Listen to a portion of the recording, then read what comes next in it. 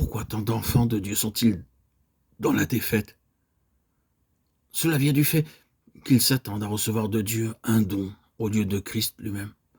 Ils s'attendent à recevoir de Dieu des choses fragmentaires, mais ils n'ont pas reçu le Christ de Dieu. Ils possèdent des objets et des choses, mais pas une personne.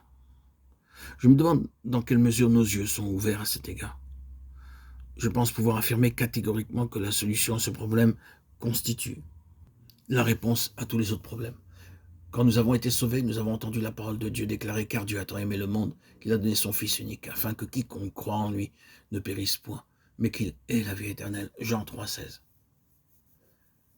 Nous avons ressenti dans notre cœur le besoin d'être sauvés. C'est pourquoi, en nous plaçant devant Dieu, nous aurons pu prier ainsi: Seigneur, tu m'as aimé, tu t'es donné toi-même pour moi. Veux-tu aussi me donner le salut?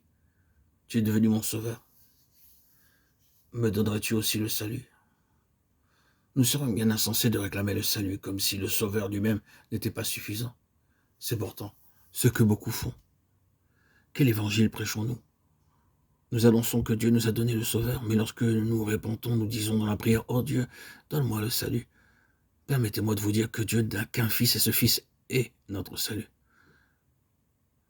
En recevant le Sauveur, nous avons le salut. Pourquoi s'attendre à recevoir autre chose?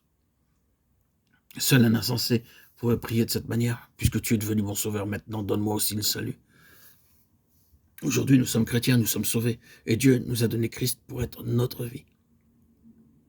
Cependant, nous continuons à demander à Dieu une chose, 2 choses, 3 choses, 10 choses, 15 choses, une centaine de choses, 1 milliard de choses. Et nous pensons que ces choses ont de l'importance. Mais Dieu veut nous faire voir que Christ est notre tout. C'est pour cette raison que Dieu, dans sa parole, révèle que le nom de Christ est « Je suis ». Nous avons besoin de comprendre et d'expérimenter toujours plus ce que signifie ce nom béni. Dans l'Évangile selon Jean, le Seigneur Jésus déclare « Je suis le pain de vie ». Alors, nous demandons du pain, car nous le considérons comme une chose. Nous avons tellement faim que nous intercédons auprès de Dieu afin qu'il veuille bien nous accorder du pain. C'est surprenant, mais tous ceux qui demandent du pain ne l'obtiennent jamais. C'est pourquoi ils demeurent affamés. Jusqu'à présent, et je n'ai pas servi le Seigneur assez longtemps, mais je l'ai servi suffisamment d'années pour pouvoir dire que je n'ai jamais rencontré quelqu'un qui, demandant du pain, l'ait obtenu. Vous pourrez peut-être rétorquer: « Oh, la parole de Dieu, peut-elle se tromper?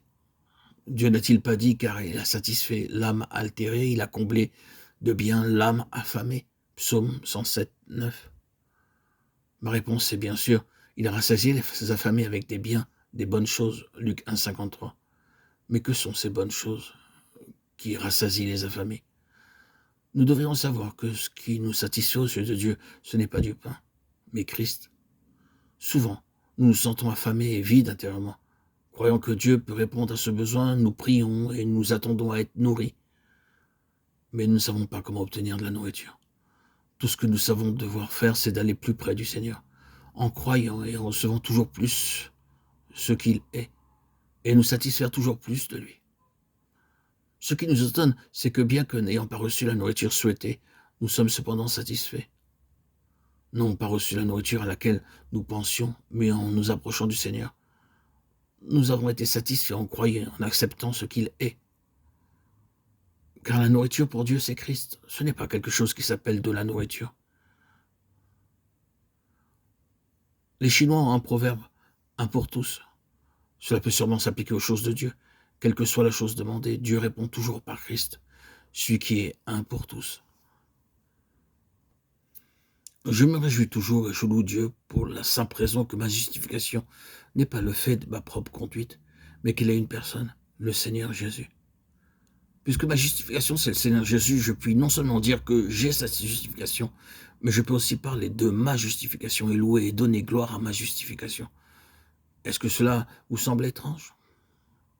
Vous pouvez peut-être vous demander comment je peux donner gloire à ma justification. Cependant, j'ai souvent donné gloire à ma justification, car ma justification est la personne du Seigneur Jésus.